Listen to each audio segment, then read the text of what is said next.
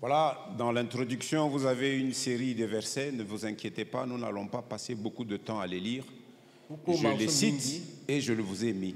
J'ai dit, tous ont péché et sont privés de la gloire de Dieu. C'est que le premier passage dit, Romains 3, 23. Je disais, tous les hommes ont besoin d'être sauvés. Ceci découle de deux choses. La première chose, c'est la nature de Dieu lui-même. Dieu, il est saint. Dieu est droit. Et Dieu est juste. Par contre, l'homme, lui, il est pécheur. Lui, il est corrompu. Et il est injuste. Voilà pourquoi il a besoin d'être sauvé. Et la loi n'a jamais été donnée, n'a pas été conçue ni donnée pour sauver l'homme. Non. Mais elle a été donnée pour dire à l'homme, tu es pécheur. La loi révèle la sainteté de Dieu. Et aucun homme ne peut appliquer ou pratiquer la loi de Dieu. Le ministère de la loi, c'est un ministère de condamnation et de la mort. C'est ce que nous dit 2 Corinthiens 3, versets 7 et 9. C'est un ministère de condamnation. Si tu veux t'attacher à la loi, la loi va te condamner. Si tu persistes à vouloir t'attacher à la loi, la loi prononcera la sanction de mort sur toi. Et donc, la loi, elle est là pour te dire à toi et à moi que nous sommes des pécheurs. Et que nous avons besoin d'un sauveur. Romains 3, 23 dit en effet, 3, 20, car nul ne sera justifié devant lui, c'est-à-dire devant Dieu, par les œuvres de la loi. Ou parce qu'il aura accompli les œuvres demandées par la loi. Puisque c'est par la loi que vient la connaissance du péché. Si tu veux t'exercer et t'appliquer à pratiquer la loi, tu finiras par découvrir que tu es un infracteur de la loi, tu es un pécheur.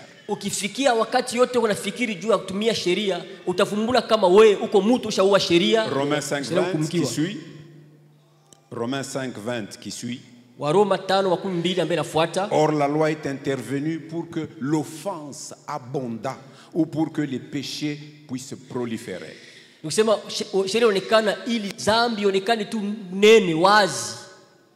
L'apôtre Paul pose la question en Galates 3, 19. Pourquoi donc la loi? Lui-même il y répond en disant, elle a été donnée ensuite. Ensuite de quoi? C'est-à-dire après la promesse que Dieu avait faite à Abraham. Et cette promesse était un don de sa grâce. La loi est venue à cause des transgressions ou pour mettre en évidence la désobéissance des hommes à l'ordre que Dieu a établi. Et il a ainsi été donné jusqu'à ce que vienne la postérité à qui la promesse avait été faite à Abraham. Il dit, toi et ta postérité. Il fallait qu'une postérité vienne dans la suite d'Abraham.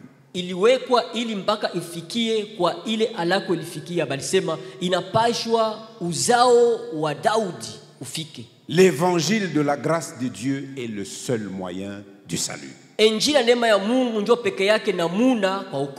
ce que nous dit Éphésiens chapitre 2, versets 8 et 9. Car c'est par la grâce que vous êtes sauvés par le moyen de la foi. Et cela ne vient pas de vous, c'est un don de Dieu. Ce n'est point par les œuvres afin que personne ne se glorifie. Même quand nous chantons, nous disons Endama Junda. Même si je marche comment avec fierté, ce n'est pas que j'ai fait quelque chose. Ce n'est point par les œuvres afin que personne ne se glorifie. Si donc nous sommes assemblés comme ce matin, nous sommes une assemblée des hommes et des femmes rachetés par grâce. Nous sommes membres d'un royaume dont le roi lui-même est humble.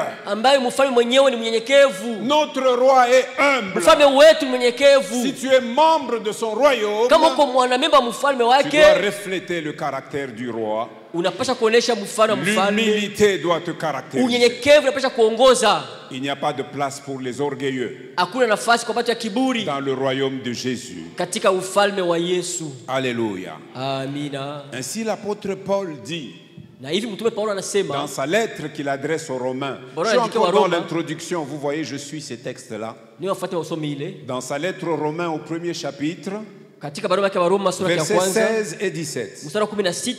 Il dit, je n'ai point honte de l'évangile. Si toi tu as honte de l'évangile, c'est que tu es problématique. Les membres du royaume de Jésus n'ont pas honte de Jésus ni de son évangile. Parce que Dieu a placé un seul fondement.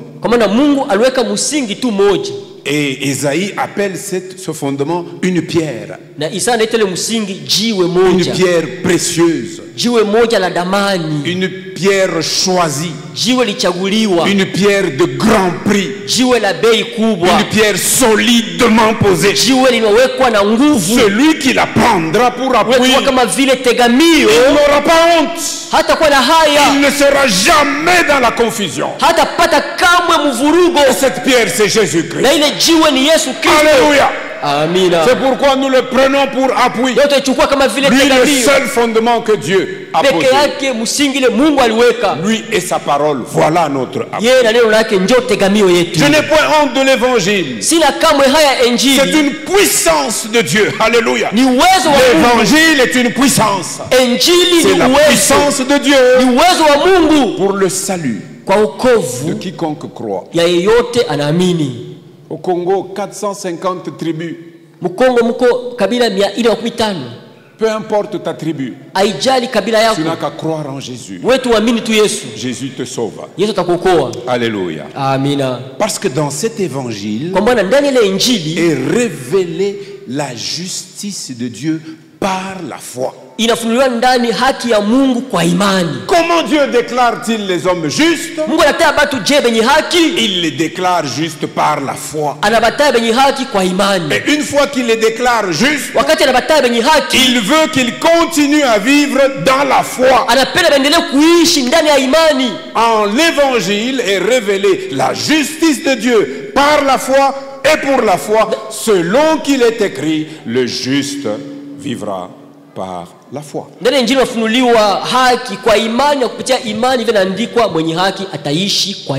Quel est donc cet évangile? C'est celui que Jésus avait donné à ses disciples devenus apôtres. En leur disant ceci: allez par tout le monde. Technicien, pourquoi vous avez enlevé mes passages?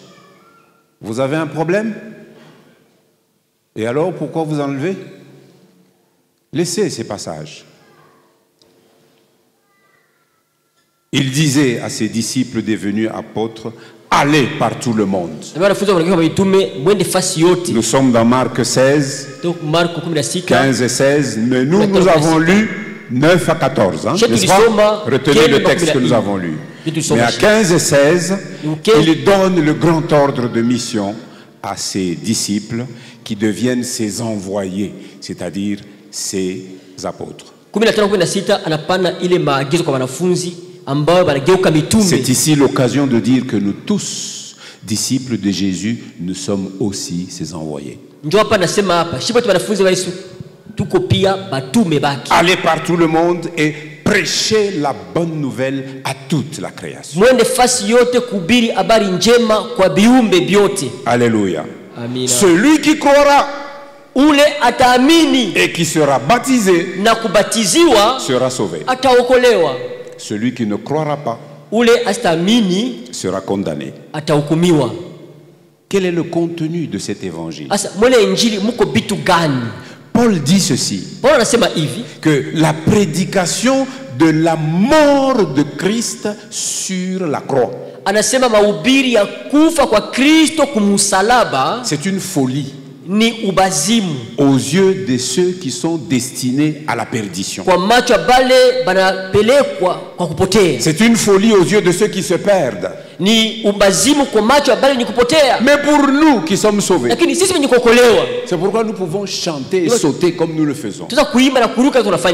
Parce que pour nous, cette prédication, elle est la puissance même de Dieu. Dieu met sa puissance dans la prédication de cet évangile de folie. C'est ça, 1 Corinthiens 1, 18. Il dit aussi, Paul dit, nous prêchons Christ crucifié. Qu'est-ce que ça veut dire, Christ crucifié? Écoutez, cela signifie, Paul dit, nous prêchons Christ crucifié. Qu'est-ce que ça veut dire? Cela veut dire que jusqu'à notre mort, jusqu'à ma mort, jusqu'à ta mort, notre attention est portée sur la croix de Jésus. Si nous sommes là ce matin une multitude, c'est parce que Jésus est allé à la croix. Alléluia. Notre attention est portée sur la croix de Jésus. Sa croix est notre seul centre d'intérêt. Quand nous disons les yeux fixés sur Jésus, de quel Jésus s'agit-il? Du Jésus crucifié. Alléluia. Car c'est là à la croix que notre pardon a été acheté. C'est là à la croix que notre pardon a été payé. C'est là à la croix que notre pardon a été scellé. C'est uniquement à la croix d'où jaillit le pardon pour ceux qui n'ont pas encore tourné leur cœur et leur regard vers Jésus.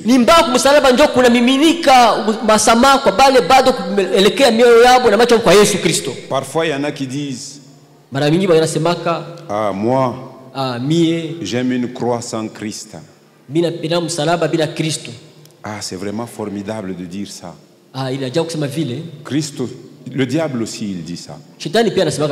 Il dit non, Jésus a shikukufu comme salaba. Jésus n'est pas mort à la croix. On l'a fait descendre. Mais si vous regardez la scène de Golgotha, les chefs des Juifs disaient, c'est seulement si tu peux descendre, nous te voyons là, tu vis encore, tu descends et nous croirons en toi. Si Christ était descendu de la croix, le chemin du salut ne serait jamais ouvert. Il fallait qu'il meure, que son sang coule, pour que la colère divine soit pour que la justice de Dieu soit satisfaite et que le chemin du salut soit ouvert pour tous les hommes. Il est important que nous n'oublions jamais cela, notre centre d'intérêt, la croix de Jésus. Mais aujourd'hui, c'est un jour de victoire et de célébration. Mais laissez-moi vous dire que ceux qui ont vécu à la génération de Jésus, des gens qui l'ont vu crucifié 2 jours avant, ils étaient dans le deuil, et au 3e jour on vient leur dire il vit. Transportons-nous 21 siècles en arrière. Mettons-nous dans la circonstance de ces gens-là dont nous avons lu les réactions. Je crois que nous n'aurions pas réagi différemment. Passer d'une joie, plutôt passer d'une tristesse profonde à une joie n'est pas donné facilement aux hommes. Ce n'est pas simple. Mais ceux-là, Jésus leur dit qu'ils avaient des bonnes raisons de se réjouir. Nous allons le voir. Nous voulons maintenant revenir à notre texte. Alléluia. Nous voulons revenir à notre texte. Je ne vais pas aller plus loin sur le condensé de l'évangile.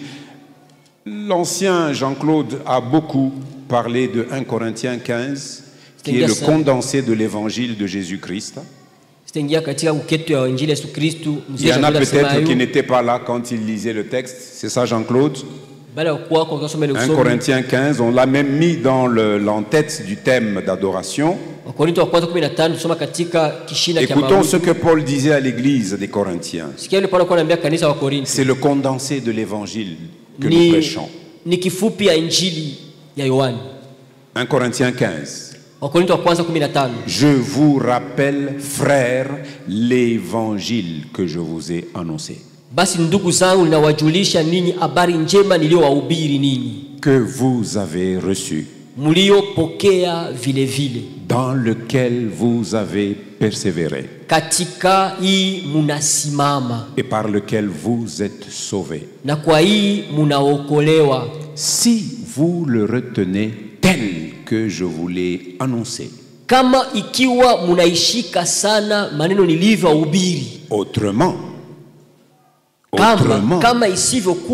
vous aurez cru en vain. Je vous ai enseigné avant tout, comme je l'avais aussi reçu, que Christ est mort pour nos péchés, selon les Écritures, qu'il a été enseveli et qu'il est ressuscité le 3e jour, selon les Écritures,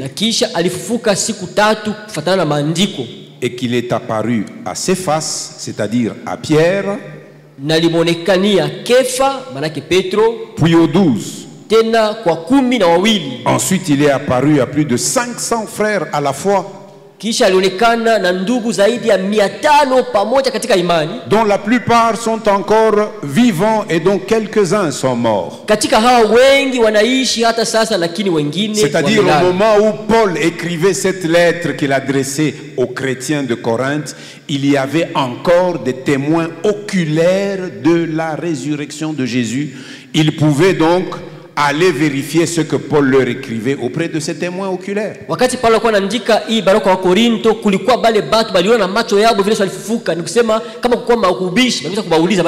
Ensuite, il est apparu à Jacques, puis à tous les apôtres. Après eux tous, c'est Paul qui écrit, il m'est aussi apparu à moi, comme à l'avorton. Comme à l'avorton. Et donc, comme à la Pâque, nous célébrons la résurrection du Christ le Seigneur. Nous voulons voir à travers le récit qu'en fait Marc les révélations que nous apporte cette résurrection. Nous avons lu 6 versets dont le premier dit: Jésus étant ressuscité, le matin du premier jour. Yesu amefufuka asubuhi mapema siku ya kwanza. Vous savez, le premier jour de la semaine Mnajua siku ya kwanza ya juma fut très fertile en choses nouvelles pour les disciples du Seigneur. Ilikuwa mboleo sana kwa vitu vya sasa kwa wanafunzi wa Bwana. C'était déjà la mise en place d'un nouvel ordre des choses qui était en train d'être institué. Ilikuwa kuweka pa nafasi maagizo ya sasa ili walikuwa naweka. De la même manière, Na vile vile quand une vie, quand une âme passe de l'ancienne vie naturelle à la vie de résurrection en Christ, wakati nafsi inatoka kwa maisha ya zamani ili ya uumbo kwa maisha ufufuko wa Yesu Kristo, elle est une nouvelle créature. Inakuwa kiumbe kipya. Une nouvelle créature qui entre dans un royaume nouveau. Kiumbe kipya kinaingia katika ufalme mpya. Et dans ce royaume nouveau, toutes choses sont nouvelles. Na katika ufalme mpya ile vitu vyote ni vipya. Dans sa deuxième lettre aux Corinthiens, Paul le dit, 2 Corinthiens 5, 17. Si quelqu'un est en Christ, kama mtu katika Kristo, il est quoi? Une nouvelle créature. Ni kiumbe kipya. Les choses anciennes vitu vya zamani sont passées, binapita, effacées à la croix, binazimishwa kumsalaba, lavées par le sang qui a coulé à binaoshwa na damu ilimwagika kumsalaba. Et voici, toutes choses deviennent nouvelles. Natazama vitu vyote vinakuwa vipya. Et là, c'est le premier jour, na ile ni siku ya kwanza du premier mois, ya mwezi wa kwanza, de la première année, ya mwaka wa kwanza, d'une vie éternelle. Mungu ya uzima wa milele. Ah, il faut commencer la vie comme ça. Inapaswa kuanza maisha vile. Il te faut un premier jour, inapaswa siku ya kwanza, dans le premier mois, mwezi ya kwanza, d'une première année, mwaka ya sasa, mais une première année pour une vie éternelle. Na ile mwaka ya kwanza kwa maisha ya milele. Une vie de qualité, maisha ya hali mzuri, et une vie sans fin. Na maisha bila mwisho. Alléluia. Amina. Il y a ici dans le texte que nous avons lu du verset 9 à 14. Il y a quelques révélations en rapport avec la résurrection de Jésus. Et ces révélations méritent que nous puissions y apporter un tout petit peu d'attention. Je demande votre attention, suivez-moi bien. Nous avons dit qu'au verset 9, le tout premier que nous avons lu, Marc dit, Jésus étant ressuscité le matin du premier jour de la semaine.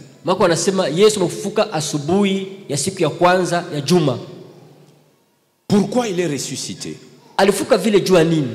Jésus veut nous révéler premièrement, c'est la première révélation, Jésus veut nous révéler sa puissance. La première révélation, c'est la révélation de sa puissance. Car de son vivant, Jésus disait ceci. Nous lisons cela dans Jean chapitre 10, à 18. Regardons Jean 10, 17 à 18. Jésus dit brièvement, j'ai le pouvoir de donner ma vie, mais j'ai aussi le pouvoir de la reprendre. Mort, tout le monde l'a vu mort. On l'a mis au tombeau. Les témoins ont suivi la dépouille de Jésus, porté par Joseph d'Arimathée, aidé par Nicodème, et les femmes qui ont quitté la Galilée avec lui, ils ont suivi jusque dans ce jardin où on a mis Jésus.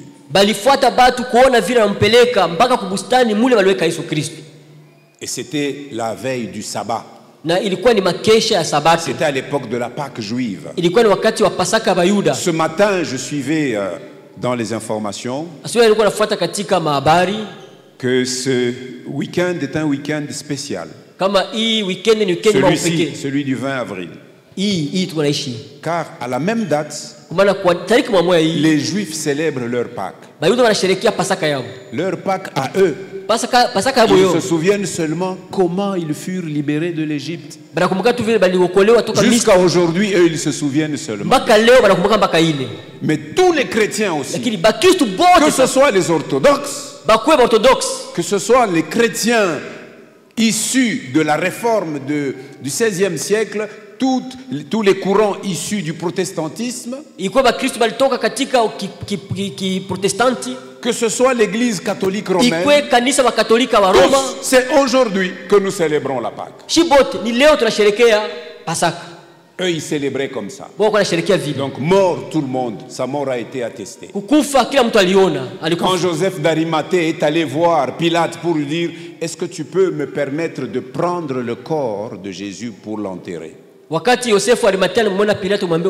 est écrit que Pilate s'étonna qu'il soit aussi vite mort.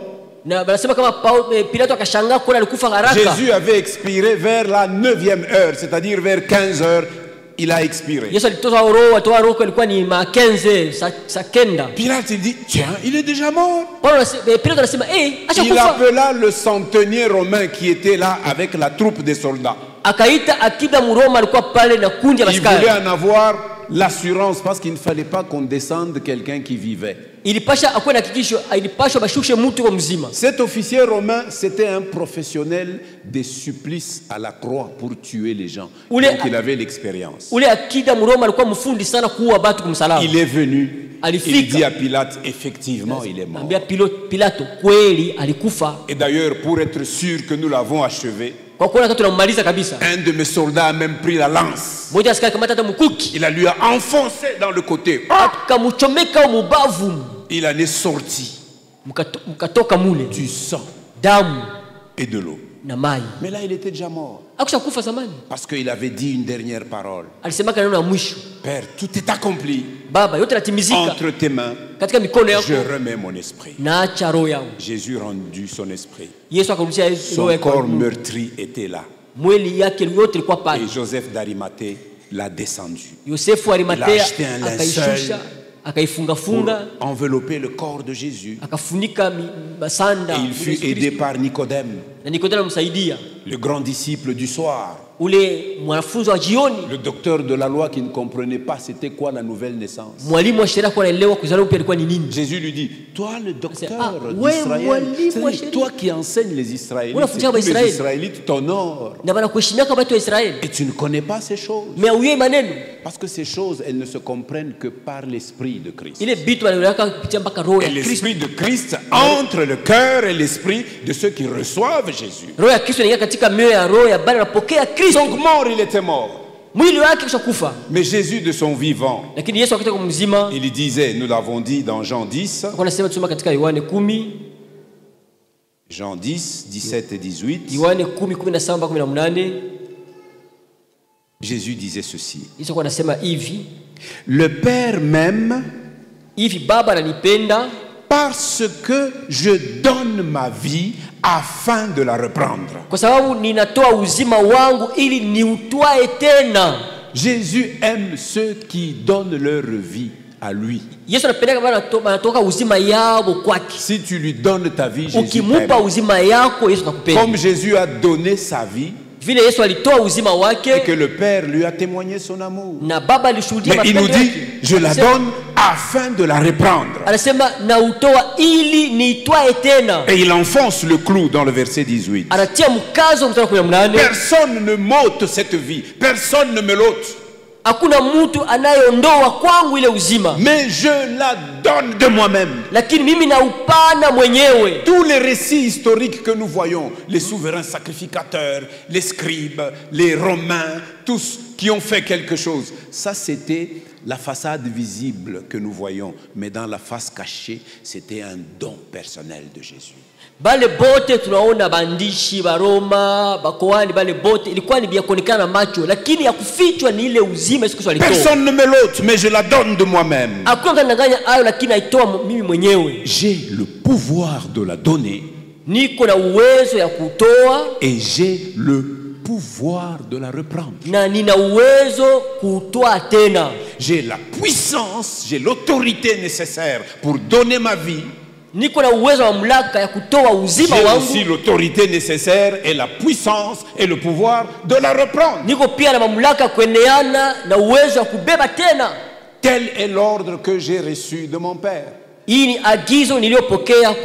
Jésus nous révèle qu'au ciel, le Père lui a dit, va, portes un corps, tu donnes ta vie pour que tu me rachètes tous ces hommes que je veux faire venir à moi, et puis tu reprendras ta vie, tu reviendras à moi. C'est ce que Jésus est en train de dire. Donc, si le matin du premier jour de la semaine, Jésus était ressuscité, il nous révèle sa puissance. Et une puissance qui est éternelle. Alléluia. Amina. Cela avait été annoncé à l'avance par le prophète Ésaïe. 7 siècles avant, Ésaïe disait ceci, verset chapitre 53. C'est pourquoi, verset 12, c'est pourquoi je lui donnerai sa part avec les grands. Il partagera le butin avec les puissants. Parce qu'il s'est livré lui-même à la mort. L'esprit de Jésus avait saisi Ésaïe pour qu'il annonce ces choses 7 siècles avant que Jésus ne vienne sur la terre. Il s'est livré lui-même à la mort et qu'il a été mis au nombre des malfaiteurs. Vous savez que Jésus a été crucifié entouré de 2 brigands. Ésaïe disait ces choses 7 siècles avant que Jésus ne vienne sur la terre. Parce qu'il a porté les péchés de beaucoup d'hommes et qu'il a intercédé pour les coupables. Pendant qu'il souffrait, Jésus pouvait encore dire, Père, pardonne-leur, car ils ne savent pas. Ils ne savaient pas que c'était un don de l'amour de Dieu. Ils ne savaient pas que c'était un don de la grâce. Car Dieu a tant aimé le monde. Disait Jésus ce soir-là à Nicodème, que de la même manière que Moïse éleva un serpent au désert, pour que ceux qui étaient mordus par les serpents brûlants puissent le regarder pour que le poison ne leur fasse rien. Jésus dit, il faut de même que le Fils de l'homme soit élevé, afin que quiconque croit en lui ne périsse point. Car Dieu a tant aimé le monde, il a donné son Fils, son unique. Quand Jésus commence son ministère, Jean nous rapporte que le ministère de Jésus a réellement commencé en Galilée, plutôt en Judée, à Jérusalem. Jésus se présente au temple, qu'il trouve rempli de toutes sortes de trafics et d'affairistes. J'aime la parole que le pasteur Jacques, l'un de nos pères, de nos responsables de la communauté, dit. L'église de Jésus n'est pas un kiosque. Et c'est un refrain qui passe sur Canal de Vie. Il dit, si tu veux faire du commerce, va à Dubaï, achète et va vendre ailleurs, pas dans l'église. Jésus est allé dans le temple de Jérusalem. Il trouve les vendeurs de bœufs, les vendeurs de moutons, les vendeurs de pigeons et les changeurs de monnaie. Nous ne sommes pas rassemblés ici pour faire la promotion des business des gens. L'église, c'est pour adorer Jésus. L'église, c'est pour adorer Dieu. Jésus les avait chassés. Il avait tout mis dehors de la maison de son Père. Et il a dit, n'avez-vous pas lu que la maison de mon Père est une maison de prière pour toutes les nations? Alors les Juifs lui posent la question. Il dit, mais quel miracle tu veux faire là? Jésus, il leur a répondu, Jean 2, verset 19. Il dit, détruisez ce temple. En 3 jours, je le relèverai. Alors il regarde Jésus. banamwangalia Yesu. Il dit, ce jeune homme prétentieux, Ukijana wa maitapo huyu, orgueilleux, wa kiburi. il a fallu 46 ans pour construire ce temple. Ilipasha miaka 16 kujenga hekalu. Mais lui, il dit que dans 3 jours, il va le Yeye remettre. anasema msiku 3 ataijenga. Jean explique Yohana afasiria qu'en fait, il ne parle pas de ce temple-là. asikuwa anasemezea ile hekalu Yerusalemu. Il parlait de son propre corps Kwa sababu juu ya mwili yake qu'il devait ramener de ila la mort angepasha kuipeleka au mkifo 3e jour. msiku ya 3. Jésus dit, j'ai le pouvoir de donner. Niko na mamlaka J'ai le kutoa, pouvoir de reprendre. pia mamlaka kubeba. Et donc, à ce moment-là, Sema kweli wakati ile Jésus avait repris la vie qu'il avait librement donnée pour nous tous. Yesu alikapanaka uzima wake, ila alipanaka kwa uhuru yote kwa ajili yetu shie wote. Le verbe reprendre Usema ile tamu kubeba montre tena à quel point Jésus avait totalement donné sa vie. inaonesha kuruta gani Yesu alitoa uzima wake Jésus, yote. avant d'aller souffrir, il disait, je me consacre moi-même à toi, mon Mbele Père. atoke aliteswa, alisema C'est-à-dire, najitoa je kwako me livre mimi, totalement à toi. najitoa mimi wote kwako. Il a pu reprendre parce qu'il s'était livré totalement. Alibeba tena juu alijitowaka yeye wote. Ne soyez pas de ces serviteurs qui servent Jésus à 50%. Usikuwa wale watumishi watumikia Yesu kipande. We ni gauche yako ndio yako ya Yesu, droite yako kunafanya mambo. Kushoto ni ya Yesu, mwekume kwa mambo mengine. Mukanisa amuna maneno ya kusema evite kuweka milomo yako mu mambo yangu. Dans l'église, il n'y a pas de vie privée. Mukanisa tutaweka paka milomo yetu mu mambo Dans yangu. l'église, on va te suivre. Même Touche si tu fais là. bote tuko sacrifice vivant Nous et sommes tous complet. sacrifice iliyo hai. Tukikione dimanche uko na shehe unapika maringa hapa, mimi nimeona balibiana mnacheza hapa, kisha msemeni mko mbieushi kama mimi nakubamba, mimi nasema Daniel funga ye. Amina. Maurice funga ye. Matushela shimamisha ye. Mzee Justin, Mzee Jacques, mukibabambe tu bale bakopene de vie, munabafunga. Nous avons besoin des hommes et des femmes consacrés. Amina. Comme Jésus lui-même se consacra au Père.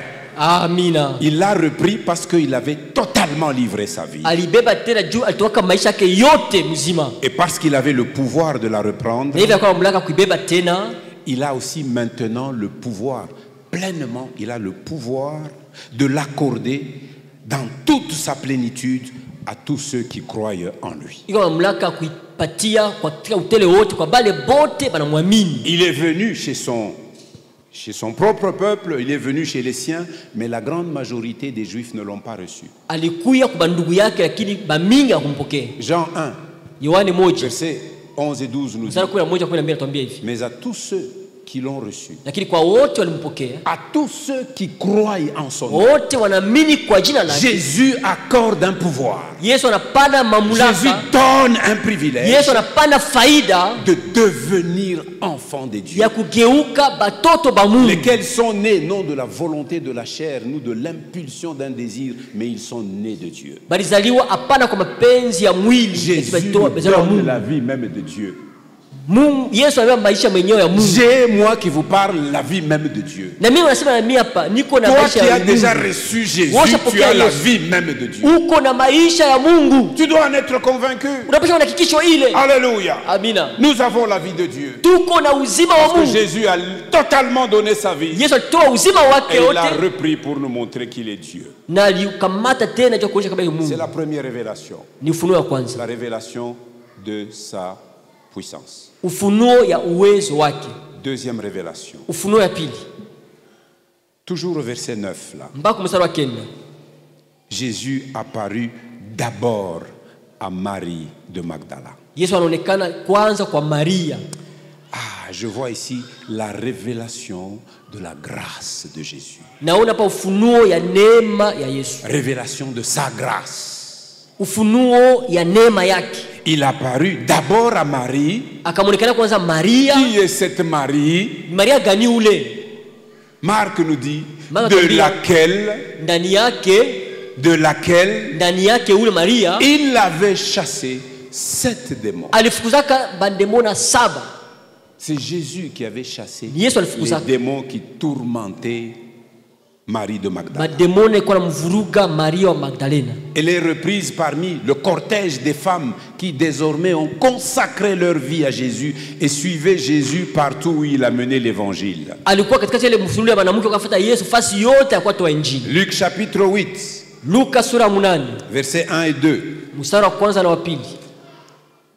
Ensuite Jésus allait de ville en ville et de village en village, Kisha alizunguka katika miji na vijiji, prêchant et annonçant la bonne nouvelle du royaume de Dieu. akihubiri na kupasha habari njema ya ufalme wa Mungu. Et Jésus n'allait pas seul. Yesu akwenda peke yake hapana. Le verset 2 Mstari wa pili et 3 nous disent na tatu tuambia hapa. quel était le cortège, l'accompagnement de Jésus. Msululu ulikuwa unasindikiza Yesu Kristo ni gani? Écoutez, Msikii. verset 2. Les 12 étaient avec lui.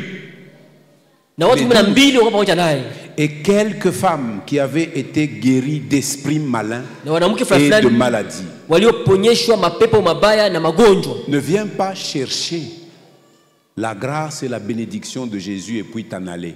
Apeleka kutafuta neema na baraka ya Yesu kisha unaenda. Ne sois pas comme les 9 lépreux Apeleka kama vile benye ukoma qui kemi. crièrent Jésus, Bali na mikaka. fils de David, Mwana wa Daudi, aie pitié de nous. uturumie. Jésus, Yesu, pitié. uturumie. Jésus les regarda. Yesu anabangalia. Il dit, allez vous montrer au sacrificateur. Mwende mjioneshe kwa makoani wakuu. Il est écrit que Inaandikwa pendant qu'ils y mule allaient, munjia kwa parce qu'ils natembea. avaient obéi à la voix de Jésus, Kwa sauti ya Yesu il se trouva qu'ils furent tous guéris. ikaonekana bote wanapona. Il y en a eu 9 Walikuwa kenda. Ils se regardent. Banashangalia. guéris. Ah, tunapona. Ah, Et j'ai manqué beaucoup de choses. kosa vitu vya mingi. C'est le temps du Ndio rattrapage. wakati ya kubeba tena bintu. Et ils ont couru. Balikimbia. D'abord pour obtenir le certificat de guérison Kwanza kupokea des kwanza kicheti sacrificateurs. ya uponyaji kwa Sema wakoani. uniangalie. Ouais, regarde-moi. Ile malama ilikuwa unaiona tena. Et tu vois cette maladie là. Ulipe certificat. Donne-moi le certificat. Anampa certificat. Ndio certificat. Yeye ule anaanza maringi. Anaanza mpika madanse. Pika danse. Murio na munyo. Kula na kunywa. Murio na munyo. Kula na kunywa. Jouissance. Furahi. Mais l'un d'entre Lakini eux, moya katikati yao se voyant guéri, anaona napona. il dit, mais napona. Je suis guéri. Mais napona. Je suis guéri. Avant d'aller chez le sacrificateur, Mbele ya kwenda kwa makoani. je retourne Narudia kwanza. à l'auteur de cette Kwa guérison. ule aliponyesha. Il revint sur ses pas Akarudia kumiguu et yake. devant Jésus, Mbele ya Yesu il se jeta akashitupa et chini. il se prosterna Akainama. pour l'adorer. Ndio kumwabudu. Jésus regarde, Yesu il anamwangalia. dit, tiens donc, Sasa les 9 autres, sasa bale kenda bengine. où sont-ils? Biko wapi?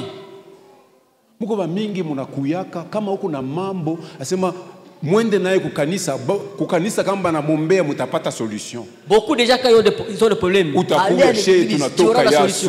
Oh non, Nous allons prier, nous prions, nous suivons. Ufukusha mampepo inakutoka. Ulikuwa saki ya majimu akili na kurudia.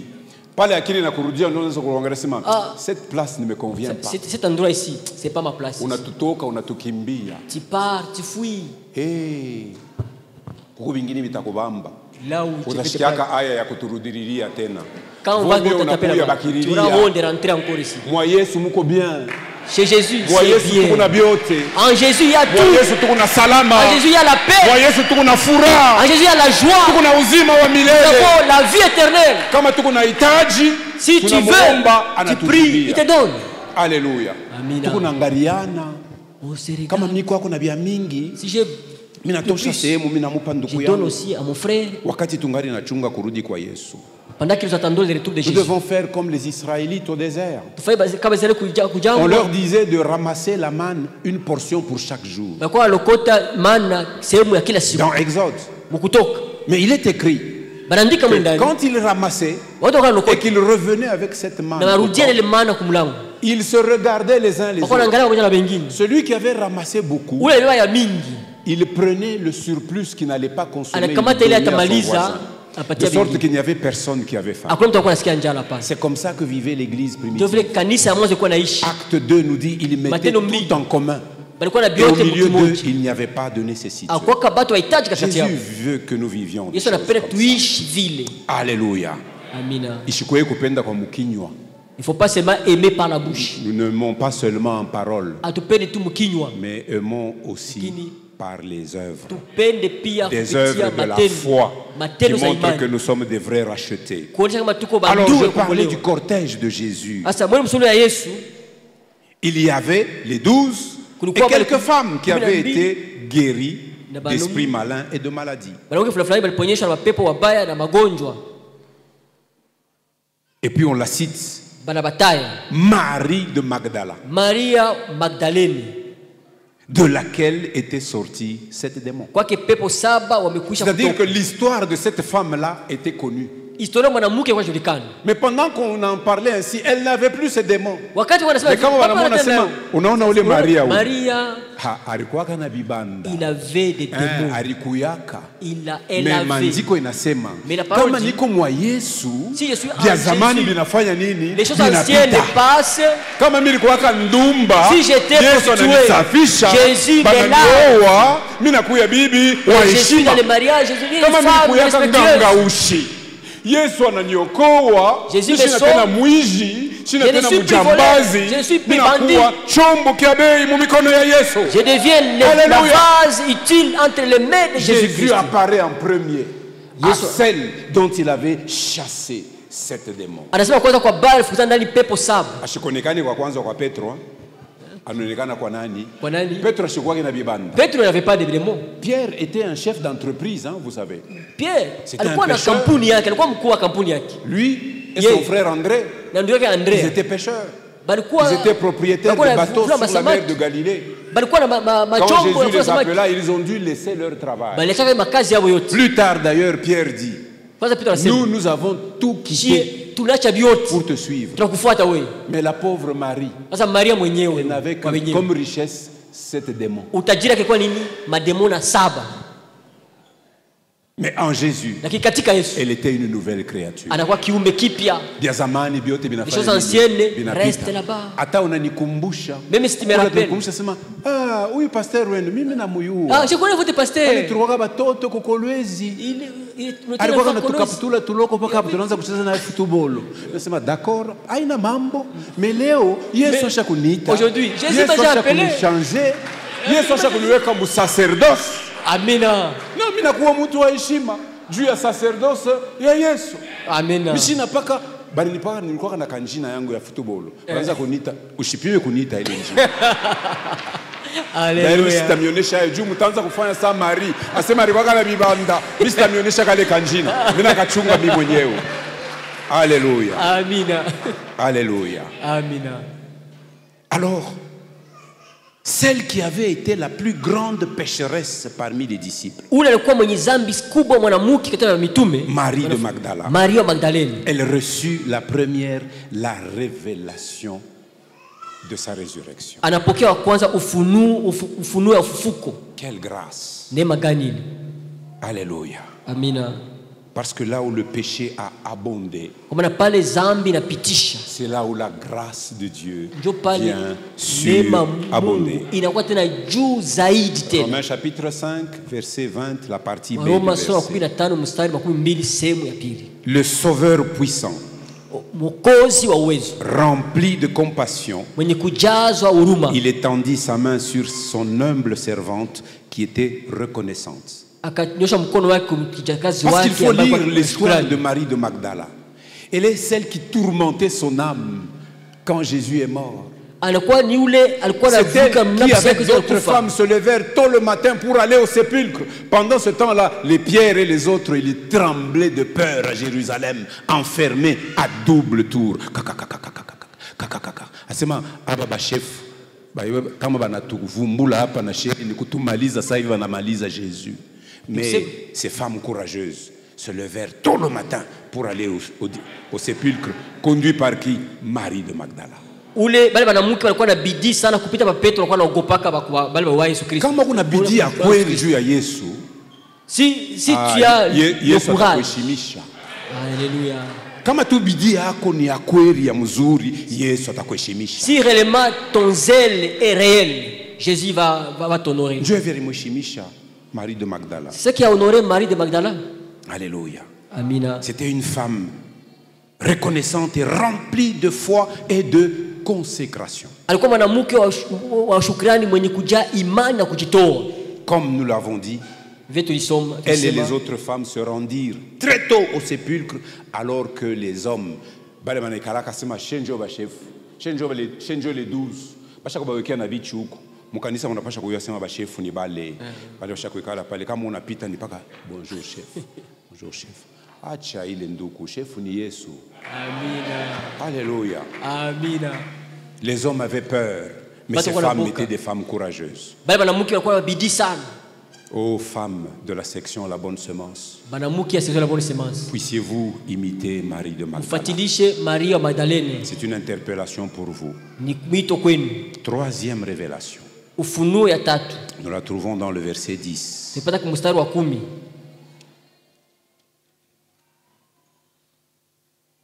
Elle alla emporter la nouvelle à ceux qui avaient été avec lui.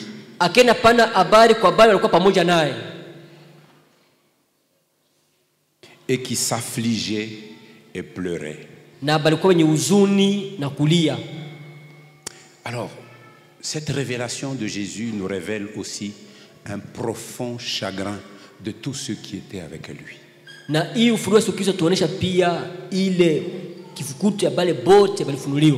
Leur chagrin se montre qu'ils s'affligeaient et ils pleuraient.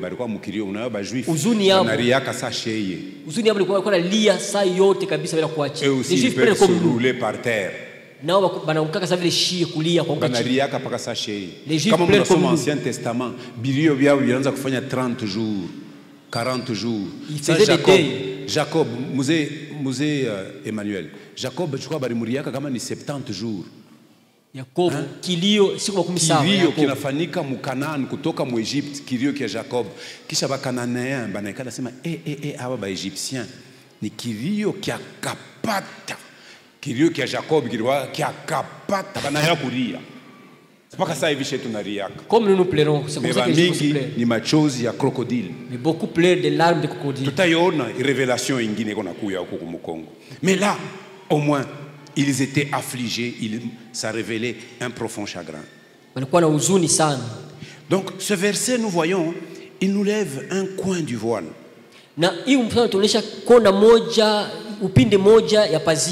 Qui nous permet de voir comment ceux qui avaient été avec Jésus étaient affligés et pleuraient.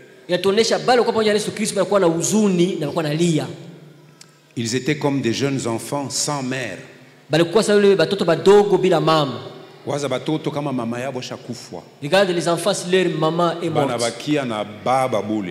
Ils restent avec seulement et puis pendant la guerre aussi les papas meurent. Les enfants restent seuls. Il y a un monde hostile. C'est des choses que nous vivons encore dans notre pays. Qu'est-ce qu'ils vont ressentir? De tels enfants, s'ils sont privés de leur père, qui était leur sagesse, leur seul secours, qui était leur seul soutien sur la terre. Voilà le sentiment qu'avaient ceux qui étaient avec Jésus. Voilà la profondeur de leur chagrin. Mais leurs larmes, quoi qu'en partie causées par leur incrédulité, parce que nous allons voir, cette femme alla leur apporter cette nouvelle semence. Mais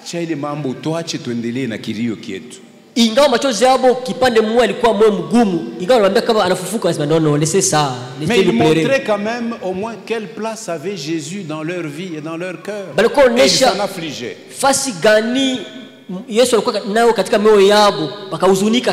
Tel fut aussi le cas des deux disciples qui quittèrent Jérusalem pour s'en retourner, aller au village tout proche de Jérusalem, à Emmaüs.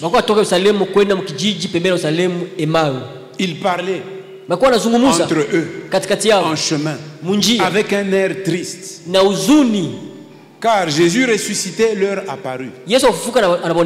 Il leur dit: de quoi vous entretenez-vous en marchant pour que vous soyez tout tristes?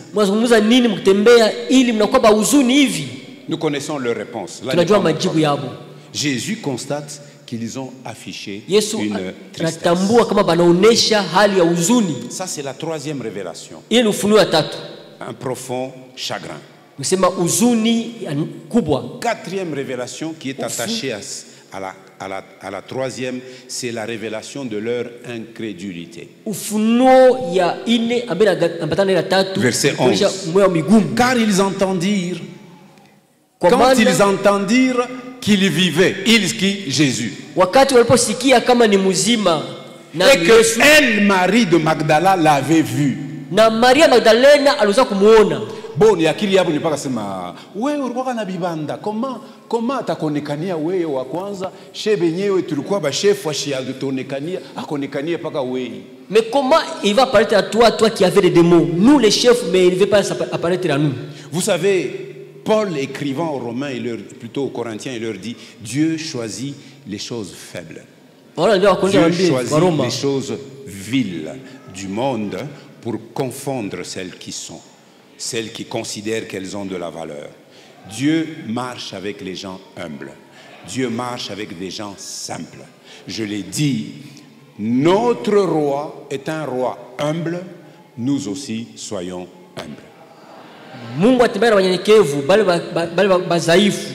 Mfalme wetu mnyenyekevu na sisi tunapaswa kuwa wanyenyekevu. Quand ils entendirent qu'il vivait et qu'elle l'avait vu, ils ne le crurent point. Le mot point là, c'est-à-dire abakwata karibu ya kuichika. Wakati balisikia kama iko mzima abakumwamini kamwe. Il n'est pas étonnant qu'il n'ait pas cru Marie, puisqu'il ne parvenait même pas à se souvenir des paroles que le Seigneur lui-même leur avait adressées. Dans Jean 16, versets 20 à 21, lors de ces derniers entretiens, la nuit même où il fut livré, Jésus leur disait des choses. Regardez Jean 16, versets 20 à 22. Jésus dit, en vérité, je vous le dis, vous pleurerez et vous vous lamenterez. Vous pleurerez et vous vous lamenterez. Et le monde se réjouira. Vous serez dans la tristesse. Mais votre tristesse se changera en joie. Chimuriona pendant 2 heures hapa. Tunaanza kuexprimer nini hapa? Ici pendant 2 heures. Mais chez joie yetu tuko à 20 siècles à distance. Na kule mambo ilifanikaka. 20 siècles plus tard. Votre tristesse se changera en joie. Jésus leur donne un modèle. Il dit une image. La femme, lorsqu'elle enfante, elle éprouve de la tristesse parce que son heure est venue.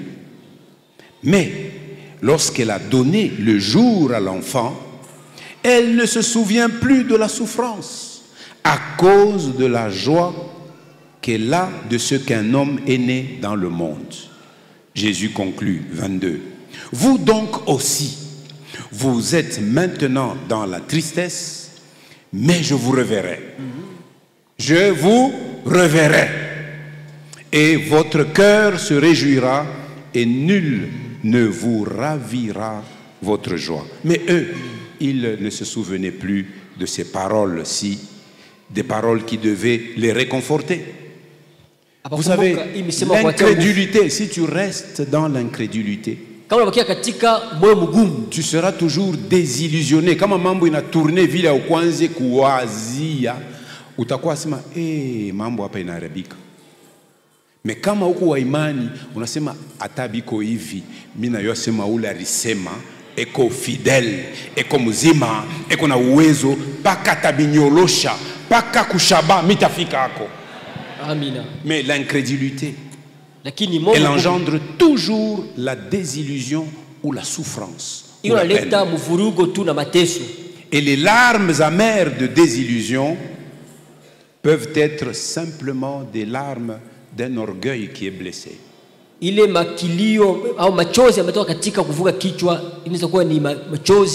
Souvenez-nous de l'attitude et des propos incrédules de l'officier du roi d'Israël à Samarie. Kumbukeni misemo ya mgumu ya yule akida wa mfalme Samarie était Samaria. assiégée par l'armée syrienne. Il n'y avait plus la nourriture. Il y avait une souffrance terrible dans Samarie. Samaria ilivamiwa na Basuri, chakula ilikuwa kutele kwa mateso Mais Dieu sana parle à Samaria. son prophète Élisée. Lakini ngambo nyingine Il nabii dit, Elisha, demain, il dit, on vendait le crâne d'un âne à un prix. Imaginez-vous, on prend un âne, le crâne d'un âne. Kulikukupaka ni kingoji tu, minofu ni ya kutafuta. Waza wako naujisha crâne ya vile, allez, $200. wazi tu kichwa tu kia punda. Juu ya njala. Piko nauzisha juu ya njala. Mais Dieu parle à Élisée. Il dit demain, Mungu ambie à la Elisha, porte de kesho, Samarie, mlango wa Samaria, vous achèterez la farine mutanunua bunga à 100 francs. 100 francs kwa mfano. Vous achèterez de la viande. Mtauza nyama. Vous achèterez. Mtauza. Alors l'officier l'a écouté. Ule akida ofisa la mwangalia. Il dit, oui, John Nabi. C'est celui le prophète. Il dit, quand bien même Dieu ouvrirait des fenêtres. Ingawa Mungu atafungula madirisha mbinguni. Ce que tu dis là ne se produira pas. Élisée le regarde, il lui dit, non seulement ce que je dis se produira, et de tes propres yeux, tu verras. Mais manger, tu ne mangeras pas. L'incrédulité conduit à des désillusions et à des souffrances et à de l'orgueil. Et donc cette révélation, cette résurrection nous révèle aussi l'incrédulité dans laquelle se trouvaient encore les disciples. Cinquième révélation. Au verset 12. Après cela, il apparut sous une autre forme. Donc, la forme sous laquelle Marie de Magdala l'avait vu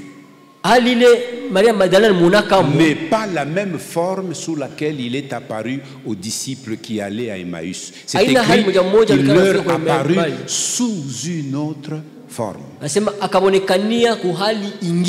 Nous trouvons donc dans cette révélation,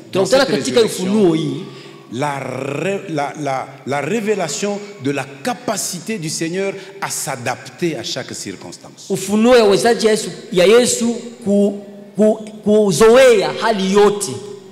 Est-ce que nous kuzoea? S'adapter. La révélation de l'adaptation divine. Écrivez-le comme ça. En d'autres termes, le même sauveur sous une forme différente.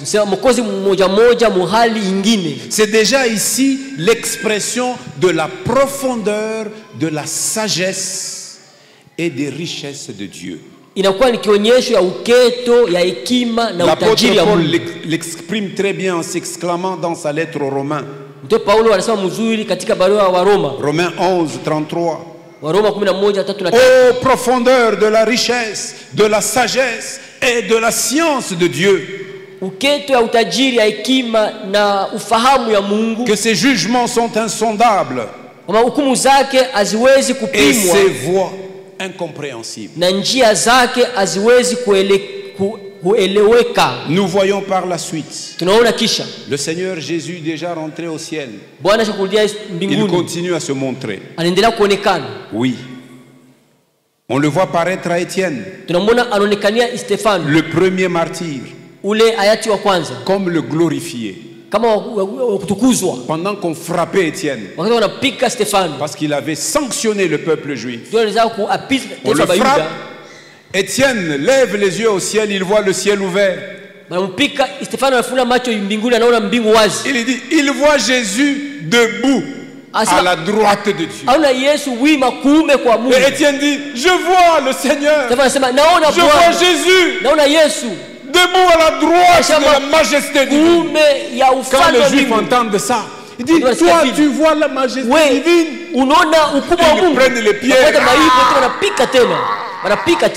Et Étienne dit, Seigneur, ne leur impute pas ce péché. Et puis Étienne s'endormit. Il est le premier martyr du témoignage chrétien. Et il vit Jésus glorifié. Nous savons qu'il est assis. Mais à cette occasion-là, Jésus était debout pour voir si Étienne allait terminer comme un champion. Etienne a achevé sa course comme un champion.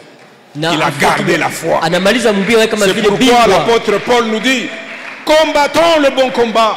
Le bon combat de la foi. Il dit à Timothée, moi j'ai combattu le bon combat. J'ai achevé ma course. J'ai gardé la foi. Garde ta foi. N'abandonne pas ta foi. Garde ta foi. Garde ta foi. J'ai achevé ma course. Maintenant, la couronne de justice, la couronne de gloire m'est réservée. Le Seigneur, le juste juge, me la donnera en ce jour-là. Il ne me la donnera pas à moi seul, disait Paul, mais il la donnera aussi à tous ceux qui attendent son avènement. Qui attend l'avènement de Jésus? Moi. Alléluia. Il a été fidèle dans les premières choses. Il sera aussi fidèle dans les dernières choses. Il nous dit que votre cœur ne se trouve pas. Croyez en Dieu. Croyez en moi. Il y a beaucoup de demeures dans la maison de mon Père. Et si cela n'était pas, je vous l'aurais dit. Je m'en vais vous préparer. Je m'en vais vous préparer une place. Quand je vous aurai préparé, je reviendrai. Siku Yesu atakuya, atasimama paewa. Ça sera comme ça, c'est vrai. Même si tu meurs aujourd'hui, quand il va se lever, on dit que les morts ne vont pas précéder ceux qui sont vivants. Il faut que ceux-là qui sont morts à Jésus-Christ puissent ressusciter, qu'ils portent le corps glorieux et les vivants ces jours-là, Jésus va les transformer. Il portera le corps glorieux et ensemble ils Alléluia. Amina. Alléluia. Amina. Dieu sait s'adapter. Et sur le chemin de Damas, à Saul de Tarse, Jésus se montre à lui comme celui qui est persécuté. Il voit une grande lumière. Qui es-tu, Seigneur? C'est moi, Jésus, que tu persécutes. Il te sera dur de rejamber contre les aiguillons.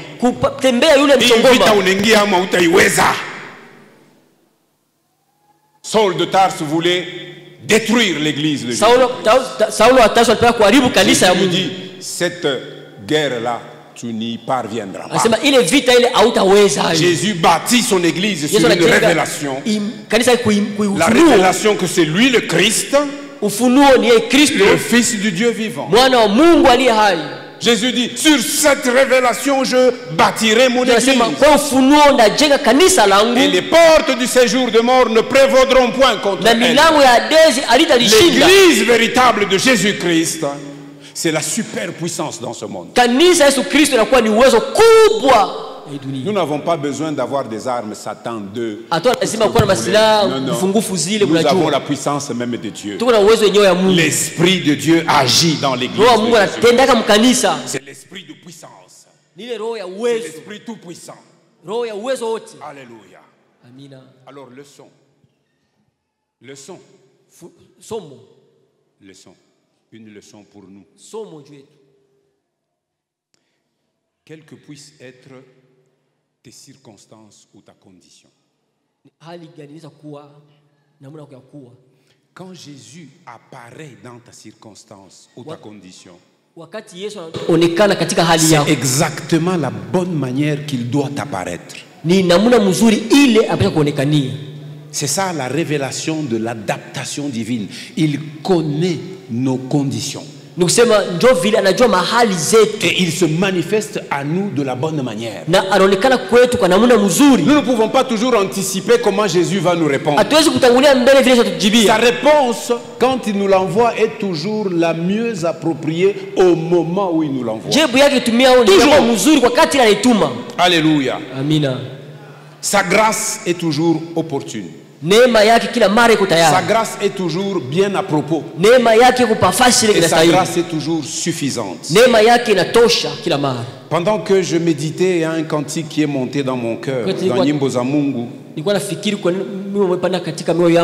253. Unachoka, una roho zito, sema na Yesu, sema na Yesu, na furaha imekwisha yote, sema na Yesu peke, sema na Yesu, sema na Yesu, sema na Yesu. Yeye rafiki wa kweli,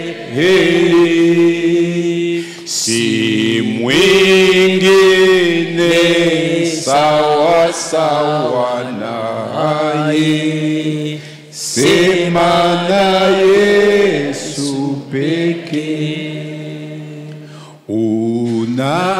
Unalia kwa huzuni nyingi, sema na Yesu, sema na Yesu, roho yako inaficha dhambi, sema na Yesu peke.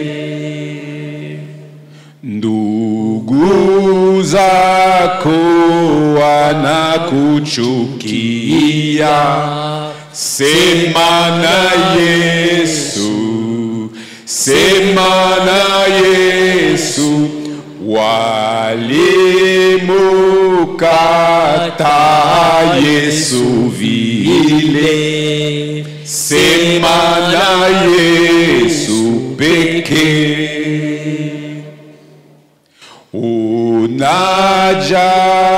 Unajaribiwa siku zote, sema na Yesu, sema na Yesu.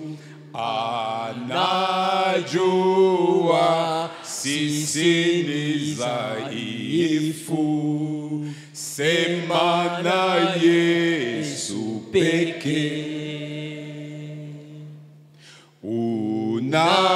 Unakosa mali ya dunia, sema na Yesu, sema na Yesu. Anachunga kila ndege vile, sema na Yesu peke. Sema na Yesu, sema na Yesu, sema na Yesu. Yeye rafiki wa kweli, si mwingine sawa sawa naye, sema na Yesu peke. Nous avons consommé notre temps. J'ai deux autres révélations. Je ne pourrai pas vous en parler aujourd'hui. Le Seigneur fera grâce. Je pourrai passer dans les différentes assemblées pour en parler. Nous allons parler d'une sixième révélation. C'est la révélation de la sincérité de Jésus. Jésus met toujours le doigt là où le problème est. Nous allons en parler. Septième révélation. nous y trouvons la révélation de la responsabilité que toi et moi nous avons comme ces témoins.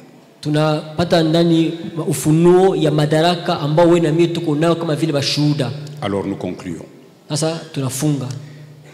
La résurrection du Seigneur Jésus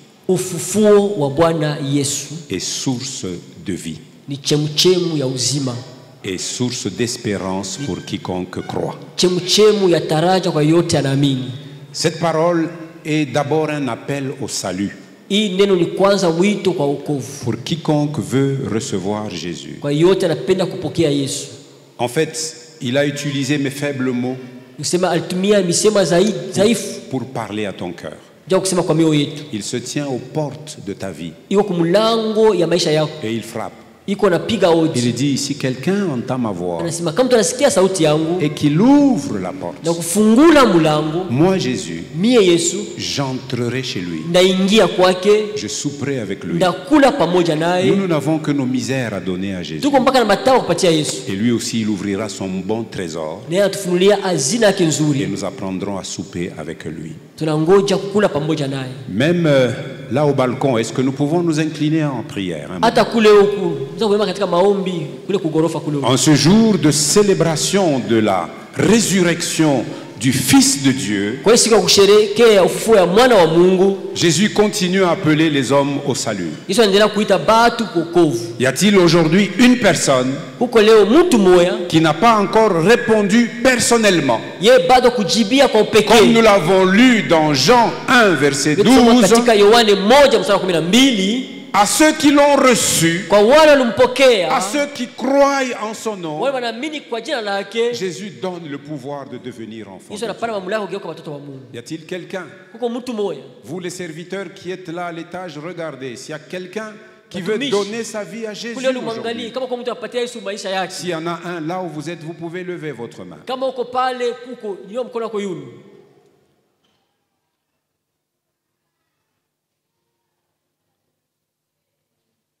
Aujourd'hui, l'Église n'a pas fait l'œuvre d'évangéliste. Nous n'avons pas invité les gens à venir célébrer avec nous. Si nous sommes tous dans la foi, gloire à Dieu. Si nous l'avons déjà reçu, et si nous manquons de foi pour témoigner efficacement, tous nous pouvons prier. Est-ce que nous pouvons nous tenir debout et dire, Seigneur, augmente-nous la foi pour que nous soyons tes témoins partout où tu nous envoies. Nous voulons être une section des témoins, des hommes et des femmes consacrés à Jésus et qui portent la nouvelle de Jésus partout où il les envoie. Disons au Seigneur, augmente-nous la foi. Neno litasimama, mambo yote yatapita, lakini neno litasimama. Neno litasimama, mambo yote yatapita, lakini neno litasimama. Vitabu vingi sana vimeandikwa kwa hekima yake mwanadamu, vikitupotosha waziwazi vile twaweza kuishi vema duniani. Ila yabidi tuelewe kwamba pale mwanzo kulikuwa neno, naye neno alikuwepo kwa Mungu, naye neno litasimama, mambo yote yatapita, lakini neno litasimama. Neno litasimama, mambo yote yatapita, lakini neno litasimama. Vitabu vingi sana vimeandikwa kwa hekima yake mwanadamu, vikitupotosha waziwazi vile twaweza kuishi vema duniani. Ila yabidi tuelewe kwamba pale mwanzo kulikuwa neno, naye neno alikuwepo kwa Mungu, naye neno alikuwa Mungu. Neno litasimama, mambo yote yatapita, lakini neno litasimama.